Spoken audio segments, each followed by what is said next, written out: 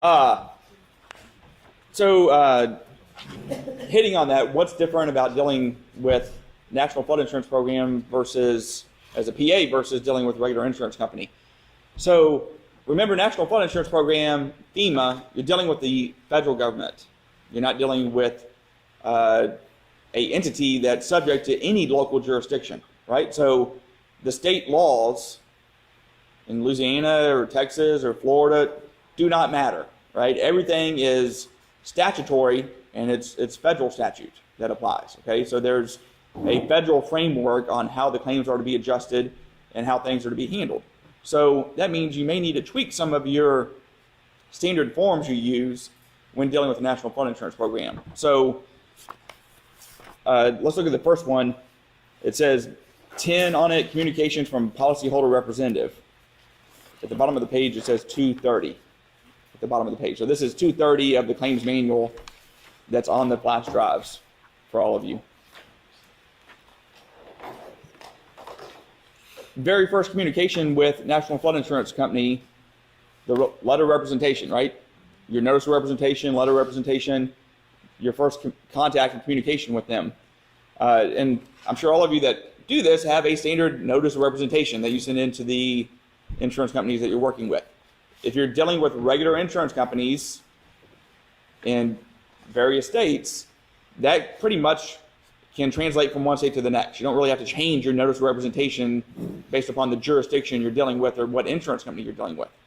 However, if you're dealing with National Flood Insurance Program, you need to have a notice of representation template for NFIP claims. Okay?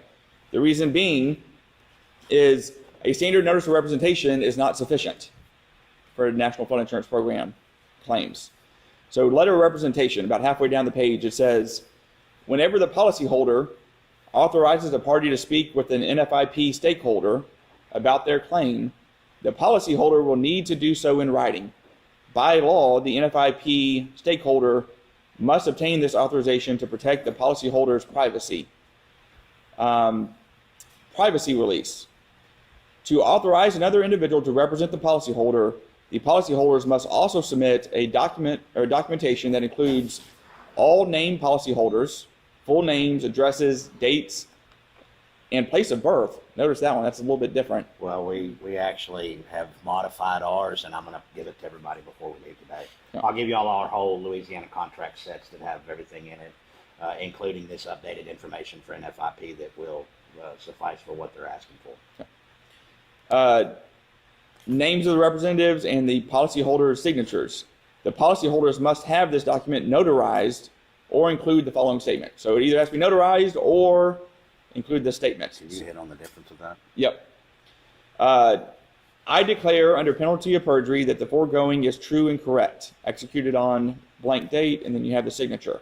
So, talking about notarized, let's compare it to sworn proof of loss. Okay, quite often under the policy it says submit a sworn proof of loss. Sworn proof of loss does not have to be notarized. If it is notarized, by definition, that is a sworn statement, so that would qualify as a sworn proof of loss. But submitting a sworn proof of loss under the terms of the insurance policy does not say it has to be notarized. Otherwise, the insurance policy would say submit a notarized proof of loss to us.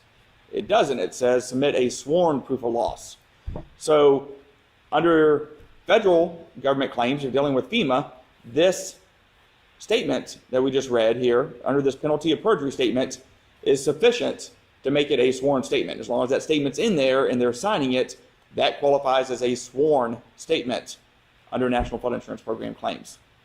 For other insurance companies that are subject to state laws, because this is the federal government we're dealing with here, most states have a sworn or unsworn declaration that's enacted into the law that has similar language to this. It may be slightly different, but it's pretty similar on the language.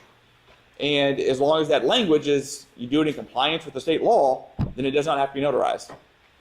Why is it so important? You know, some people say, why don't you just go get it notarized just to, you know, dot your I's, cross your T's, make sure you're good. Well, that's not always practical, right? It's not always practical in that sometimes you're dealing with an elderly person that can't travel. Sometimes you're dealing with with COVID recently, people didn't want to go around other people necessarily.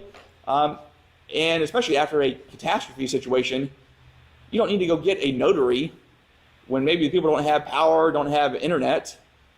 It's going to be hard to go find a notary out there on the street right now. So this allows you to submit a sworn proof of loss, be in compliance with the policy without it being notarized. So there's a lot of people that tell you, just get it notarized. Read the policy. What's the policy state? Okay, if it says notarized, then you have to do it. I have actually seen a policy that says it has to be notarized. One time. That's it. Every other policy says submit a sworn proof of loss to us, or some similar type language. Sworn does not mean notarized. Okay, it can be notarized, it doesn't hurt, but it doesn't have to be.